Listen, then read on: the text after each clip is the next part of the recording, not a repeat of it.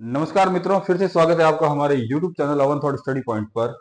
हम लोग मंदिरों के बारे में चर्चा कर रहे थे कि राजस्थान के कौन कौन से मंदिर देखने योग्य है और राजस्थान के कौन कौन से मंदिर है जिनका राजस्थान जीके से संबंध है और वो प्रतियोगिता परीक्षा के अंदर आने योग्य है। तो उसी कड़ी में हम आज आगे देखेंगे किन मंदिरों के बारे में, भरतपुर के मंदिरों के बारे में, भीलवाड़ा के मंदिरों के बारे में, बीकानेर के मंदिरों के बारे में, चित्तौड़गढ़ के मंदिरों के बारे में और कोटा के मंदिरों के बारे में। यहाँ जितने भी आपको शहर दिखाई दे रहे हैं, भरतपुर इसका खुद का बहुत ही बढ़िया इतिहास रहा है और भीलवाड़ा, बीकानेर का इतिहास भी बहुत शानदार रहा है। यहाँ एक मंदिर है कोडमदेश्वर भैरव जी का मंदिर, वो भी जब बीकानेर बसा है उससे पहले का बना हुआ मंदिर है।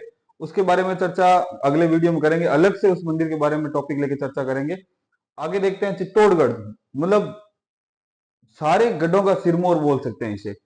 इसके इतिहास के बारे में मैं मतलब जितना बोलूं उतना कम है।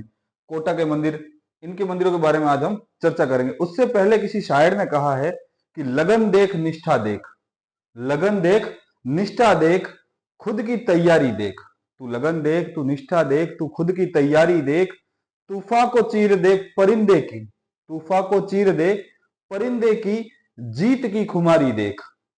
जहां जमाना उजाले, जहां जमाना उजाले नहीं देख पाता दिन में भी, जहां जमाना उजाले नहीं देख पाता दिन में भी, एक दिया अंधेरे पे पड़ रहा भारी देख, एक दिया अंधेरे पे पड़ रहा भारी देख। इसी के साथ हम स्टार्ट करते हैं भरतपुर के मंदिरों के बारे में, भीलवाड़ा के मंदिरों के बारे में, बीकानेर, चित्तौड़ और कोटा के मंदिरों के बारे में।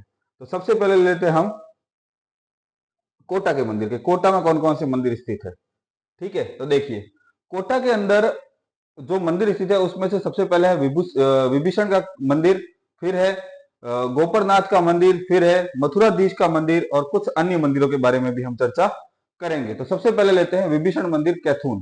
तो कोटा से 16 किलोमीटर दूर कैथून के अंदर विभीषण मंदिर 3री से 5वीं शताब्दी के मध्य बना हुआ है और यह बहुत ही प्राचीन मंदिर है। यहाँ विशाल मूर्ति, धड़ से ऊपर तक की एक विशाल मूर्ति है, यहाँ धड़ से लगाकर ऊपर तक की विशाल मूर्ति रखी हुई है। आगे देखते हैं गोपरनाथ का मंदिर, रथकंकरा कोटा से 22 किलोमीटर दूर रथकांकर के समीप चंबल घाटी में 300 फीट गहराई में गोपरनाथ महादेव का मंदिर स्थित है। जो दर्शनों जो मतलब जितने भी लोग हैं जो दर्शन के लिए जाते हैं उनके लिए आकर्षक माना जाता है और यहाँ पर बहुत सारे पर्यटक आते रहते हैं। फिर ये देखो मथुराधीश का मंदिर है जो है पाटनपोल के अंदर, कि देश में वल्लभ संप्रदाय की 7 पीठें हैं। कोटा की मथुराधीश पीठ प्रथम पीठ है। यहाँ पर नंद महोत्सव, दीपावली पर अन्नकूट महोत्सव व फागु महोत्सव मनाए जाते हैं।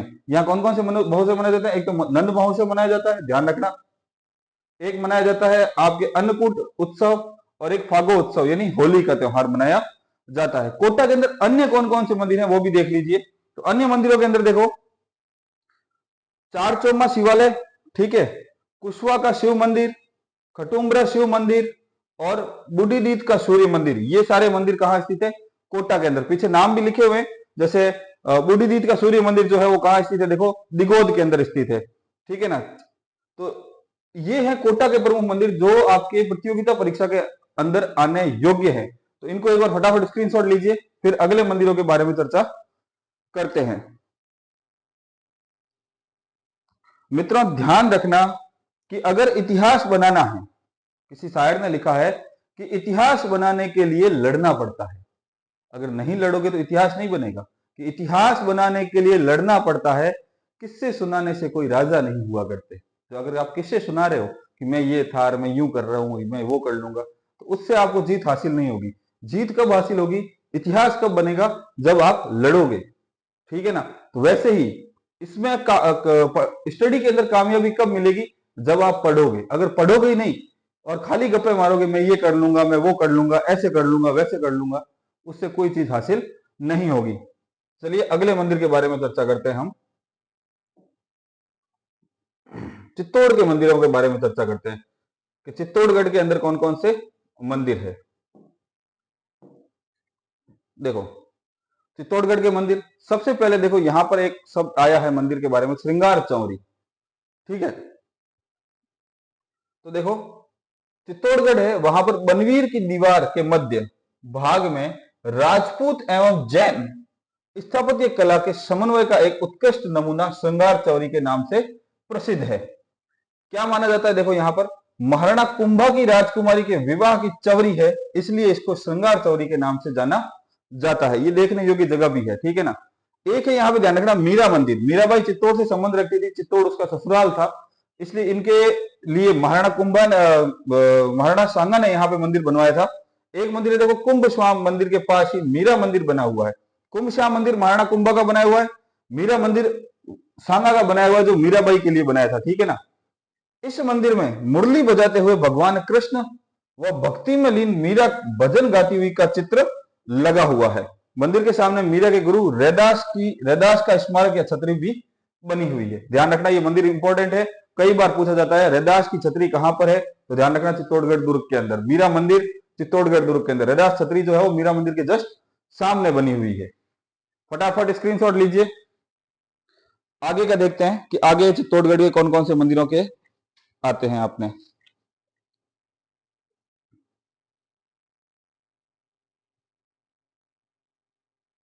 देखो मित्रों, अगर सफल होना है तो एक विद्वान के वाक्य याद आते हैं मुझे कि उन्होंने कहा था कि सफलता की सामग्री में शिक्षा मुख्य तत्व है। कि अगर आपको सफल होना है तो आपको शिक्षा लेनी ही पड़ेगी, अगर आपको सफल होना है तो आपको पढ़ना ही पड़ेगा। चलिए आगे लेते हैं चित्तौड़गढ़ के मंदिरों के बारे में। एक हो गया चित्तौड़गढ़ के मंदिर, दूसरा चित्तौड़गढ़ के मंदिर कौन कौन से हैं देखिए। चित्तौड़गढ़ के अंदर एक ध्यान रखना बारडोली जगह है, और बारडोली के अंदर क्या बना हुआ है, शिव मंदिर बना हुआ है, ठीक है। ये चंबल व बामनी नदियों के संगम पर है, ठीक, ये ध्यान रखना। बारडोली शैव मत का एक धार्मिक केंद्र था, ये ध्यान रखना। और इसमें कुल मतलब छोटे मोटे मिलाकर, बारडोली के अगर छोटे मोटे देखे जाए कुल मिलाकर 9 मंदिर है यहाँ पर। और इनका निर्माण जो है ध्यान रखना 8वीं से 11वीं शताब्दी के मध्य का माना जाता है। तो बारडोली के मंदिर जो है शिव मंदिर है, ध्यान रखना ये चंबल और बामनी नदियों के संगम पर स्थित है। शैव मत का बहुत बड़ा धार्मिक केंद्र रहा है बारडोली। यहाँ पर छोटे मोटे मिलाकर 9 मंदिर है, जिनका निर्माण 8वीं से 11वीं शताब्दी के मध्य का माना जाता है। एक है कालिका माता का मंदिर, इसको देखते हैं आइए। देखो कालिका माता का जो मंदिर है, निर्माण की अगर बात करें तो मेवाड़ के गुहिल वंशीय राणाओं ने 8वीं व 9वीं शताब्दी में इसका निर्माण करवाया था। प्रारंभ में यह एक सूर्य मंदिर था। मुगलों के आक्रमण के समय सूर्य की मूर्ति तोड़ दी गई, उसकी जगह कालिका माता की मूर्ति को स्थापित कर दिया गया। पहले स्टार्टिंग में ये एक सूर्य मंदिर था, बाद में मुगल आक्रमण के कारण ये जो सूर्य भगवान की जो मूर्ति थी उसको तोड़ दिया गया था मुगलों द्वारा। उसके बाद में यहाँ पर काली माता की मूर्ति को स्थापित किया गया, इसलिए इसको कालिका माता मंदिर के नाम से जाना जाता है। फटाफट स्क्रीनशॉट लीजिए। तब तक मैं आपको एक और बताता हूं कि किसी विद्वान ने लिखा हुआ है, एक विद्वान का लिखा हुआ है कि जो व्यक्ति अपना लक्ष्य तय कर नहीं पाता वो कभी जीत नहीं सकता। वैसे ही यहां पर भी ये चीज लागू होती है कि जो व्यक्ति अपना लक्ष्य तय कर नहीं पाता वो जीत नहीं पाता। वो चीज यहां कैसे लागू होती है कि अगर आपका लक्ष्य तय नहीं है कि आपको आगे करना क्या है, तो ये पढ़ा हुआ भी आपके कोई मतलब नहीं है। सबसे पहले अपने लक्ष्य को यानी अपना एक टारगेट बनाओ और उस टारगेट के अकॉर्डिंग पढ़ो। आगे देखते हैं चित्तौड़गढ़ के कुछ और मंदिरों के बारे में। देखो अभी मैंने आपको बताया था मीरा मंदिर और कुंभ श्याम मंदिर, तो ये कुंभ श्याम मंदिर ये ध्यान रखना 8वीं शताब्दी में बनाया गया था। अलाउद्दीन खिलजी के आक्रमण से ये क्या हो गया था, क्षतिग्रस्त हो गया था। खिलजी का आक्रमण हुआ था तब ये मंदिर क्षतिग्रस्त हो गया था। महाराणा कुंभा ने 1505 में इसका वापस से क्या करवाया है, जीर्णोद्धार करवाया है।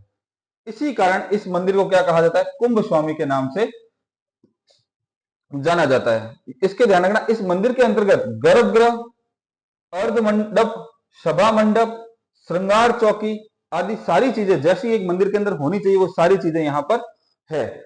इस मंदिर में अनेक पाषाण प्रतिमाएं महाराणा कुंभा के द्वारा प्रतिष्ठापित करवाई गई, महाराणा कुंभा द्वारा लगवाई गई। ध्यान रखना मंदिर पहले से मौजूद था, जो कब बना हुआ है, 8वीं शताब्दी के मध्य। जब अलाउद्दीन खिलजी ने रतन सिंह के समय हमला किया, पद्मनी जौहर सुना है आपने, उस समय जब हमला किया तो ये मंदिर जो था वो क्षतिग्रस्त हो गया था। उसके बाद में आगे चलकर महाराणा कुंभा ने 1505 में इस मंदिर को वापस से रिनोवेट करवाया, वापस से बनाया। इसी कारण इस मंदिर को कुंभ श्याम मंदिर के नाम से जाना जाता है। मंदिर के अंदर ध्यान रखना गर्भगृह बना हुआ है, अर्ध मंडप, सभा मंडप, श्रृंगार चौकी वगैरह सारी चीजें बनी हुई है। आगे देखिए समाधीश्वर मंदिर। ये ध्यान रखना कि 1928 के अंदर इस मंदिर का क्या करवाया गया है, जीर्णोद्धार करवाया गया है। ठीक है, मोकल ने करवाया था।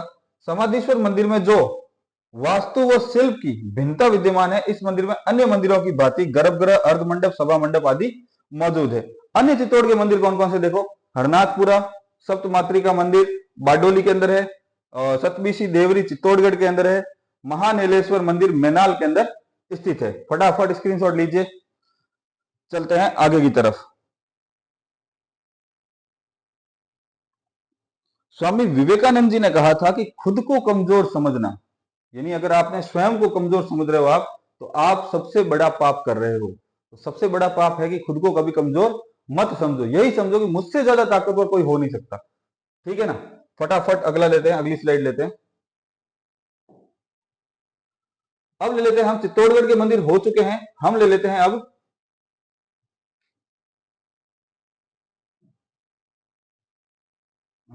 कोटा के हो गए, चित्तौड़ के हो गए, भरतपुर के मंदिरों के बारे में चर्चा कर लेते हैं कि भरतपुर के अंदर कौन कौन से मंदिर है। ठीक है, भरतपुर देखो, उषा मंदिर, ये उषा मंदिर मैं आपको पढ़ा चुका हूं, ये बयाना के अंदर स्थित है कि एक महिपाल की पुत्री थी जिसका नाम था रानी चित्रलेखा की पुत्री मंगला ने 936 में इसका निर्माण करवाया है। वापस देख लीजिए, यह मंदिर द्वापर कालीन है, यानी भगवान कृष्ण के समय का मंदिर है, द्वापर कालीन मंदिर है। प्रेमाख्यान पर आधारित इस मंदिर का जीर्णोद्धार गुर्जर वंश के शासक महिपाल की महिषी रानी चित्रलेखा व पुत्री मंगला राज ने 936 में इसका क्या करवाया, जीर्णोद्धार करवाया वापिस से। दूसरा देखिए गंगा मंदिर, इस मंदिर का निर्माण ध्यान रखना बलवंत सिंह ने 1846 में प्रारंभ किया और 1937 में बलवंत सिंह के वंशज ब्रजेश सिंह ने गंगा जी की सुंदर मूर्ति प्रतिष्ठापित करवा के इस मंदिर का निर्माण पूर्ण करवाया। गंगा मंदिर में देखो लाल रंग के पत्थरों से निर्मित 84 खंभों पर टिका हुआ यह मंदिर है, जो हिंदू, मुगल, बौद्ध, जैन शैली के अंदर बना हुआ है। फिर आता है लक्ष्मण मंदिर। ठीक है, ये भी भरतपुर के अंदर है। राम के भाई जो थे लक्ष्मण, ठीक है, उनके उनका बनाया हुआ उनके ऊपर बनाया हुआ मंदिर है, और भरतपुर का नाम भी राम के भाई जो भरत थे उनके ऊपर पड़ा हुआ है कि अपने कुल देवता लक्ष्मण के लिए पहला मंदिर राजा बदन सिंह ने बनवाया था, जो वर्तमान में पुराने मंदिर के रूप में जाना जाता है, जबकि नए लक्ष्मण मंदिर का निर्माण महाराजा बलदेव सिंह ने करवाया है। गोकुलचंद मंदिर कामा, ये पुष्टि मार्गी वैष्णव संप्रदाय जो थे उनके ऊपर उनका मंदिर माना जाता है। फटाफट स्क्रीनशॉट लीजिए, आगे चलते हैं।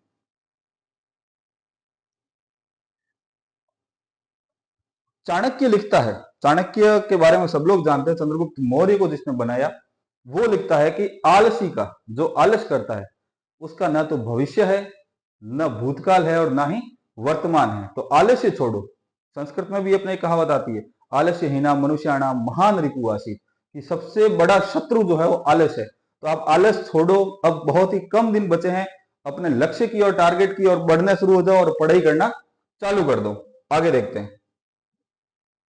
और जिन लोगों ने अभी नई नई 12वीं पास की है, 12वीं आर्ट्स से जिन्होंने पास की है और जो कंपटीशन की तैयारी करना चाहते हैं, उनसे निवेदन करता हूं कि बच्चों अभी से आप तैयारियां स्टार्ट कर दो। आप छोटी छोटी चीजों को, ये छोटी छोटी जानकारियां हैं, इन जानकारियों को इकट्ठा करना शुरू करो, पढ़ना शुरू करो, अपने नोट्स बनाना शुरू करो, तो जल्द ही आपको किसी ना किसी जॉब के लिए सफलता जरूर मिल जाएगी।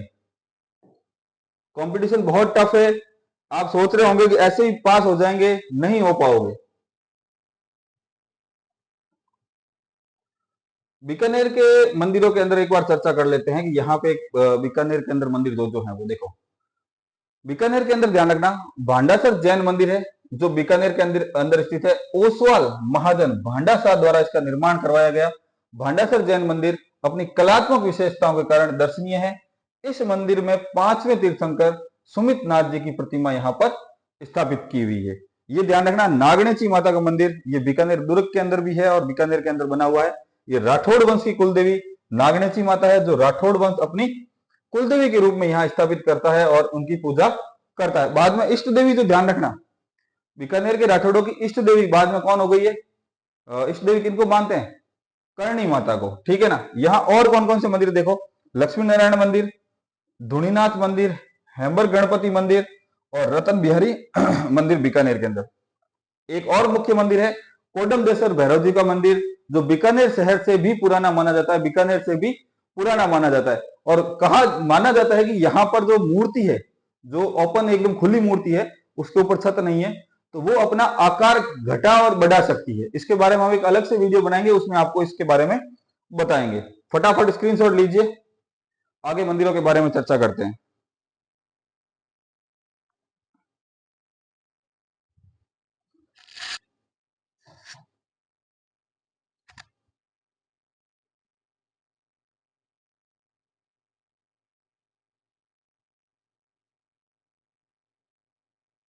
स्वामी विवेकानंद जी कहते हैं कि उठो जागो और तब तक मत रुको जब तक लक्ष्य की प्राप्ति नहीं हो जाती। तो वैसे ही मैं आपको कह रहा हूं कि आप लोग अब आलस्य को छोड़ो, अपना टारगेट फिक्स करो और अपनी पढ़ाई को सुचारू रूप से चालू करो। और जितना आप इन छोटी छोटी चीजों के बारे में जानोगे, ये सारी चीजें आपके हर एक कॉम्पिटिशन एग्जाम में आने योग्य है और ये सारी चीजें आपको सफलता की ओर लेके जाएगी।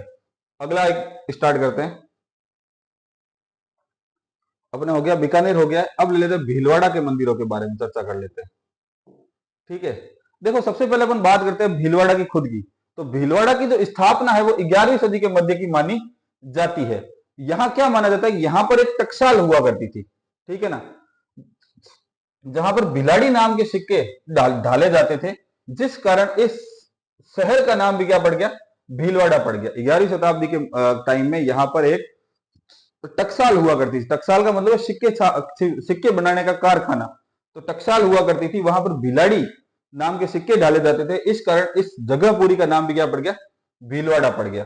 यहां मंदिरों की बात करते हैं, देखो तिलस्वा महादेव मंदिर, ये मांडलगढ़ के अंदर स्थित है। शिवरात्रि को यहाँ पर विशाल मेले का आयोजन होता है। यहाँ पर तिलस्वा के जलकुंड का पानी चर्म रोगियों के लिए दवा का काम करता है। ध्यान रखना, कुष्ठ रोगी व चर्म रोगी जितने भी है वो यहाँ का, कहाँ का, तिलस्वा के जलकुंड के पानी से नहाते हैं, तो वो वहां उनके लिए दवा का कार्य करता है। एक है बारह देवरा, ये भी ऐतिहासिक स्थल, प्रसिद्ध ऐतिहासिक स्थल है। यहाँ का बड़ा देवरा पुराना किला व गेबी पीर के नाम से भी जाना प्रसिद्ध मस्जिद दर्शनीय स्थल है यहाँ पर। ठीक है ना, फटाफट स्क्रीनशॉट लीजिए, आगे चलते हैं। अब एक ही बचा है, भीलवाड़ा की स्लाइड बची है, साथ साथ में नोट्स बनाते रहो। नोट्स बनाना आप वो सारे नोट्स आपके काम आने आएंगे हर एक कंपटीशन एग्जाम के अंदर।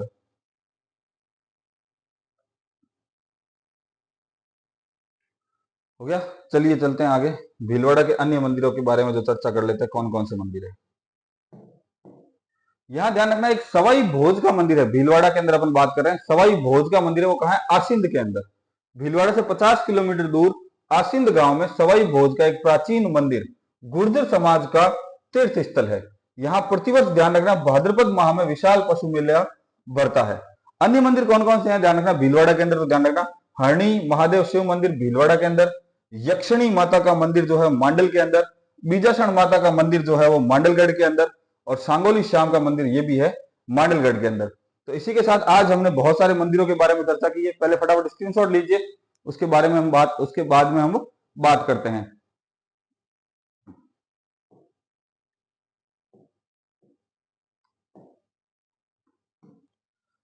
तो आज हमने ध्यान रखना कि बहुत सारे मंदिर, कहां कहां के मंदिर, भरतपुर के मंदिर, भीलवाड़ा के मंदिर, चित्तौड़ के मंदिर व कोटा के मंदिरों के बारे में आज हमने चर्चा की है। राजस्थान आर्ट एंड कल्चर, कला व संस्कृति सब्जेक्ट के अनुसार।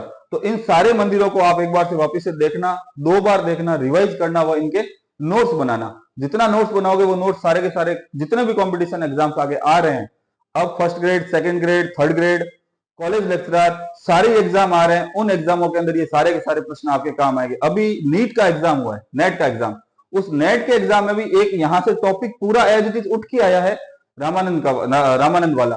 तो आप छोटे छोटे जो टॉपिक्स हैं, ये बहुत बड़े बड़े इतिहास लिखते हैं, तो आप इन छोटे छोटे टॉपिक्स को ध्यान रखना, अच्छे से पढ़ो, अच्छे से नोट्स बनाओ। रामानंद का टॉपिक एज इट इज उठ के आया है, जो जैसा यहाँ पढ़ाया हुआ था वैसा का वैसा आया है पूरा। तो आप इन छोटे छोटे टॉपिकों के बारे में हमेशा पढ़ते रहो और हमेशा इन टॉपिकों के बारे में नोट्स बनाते रहो। तब तक के लिए धन्यवाद। लाइक करें, कमेंट करें, सब्सक्राइब करें।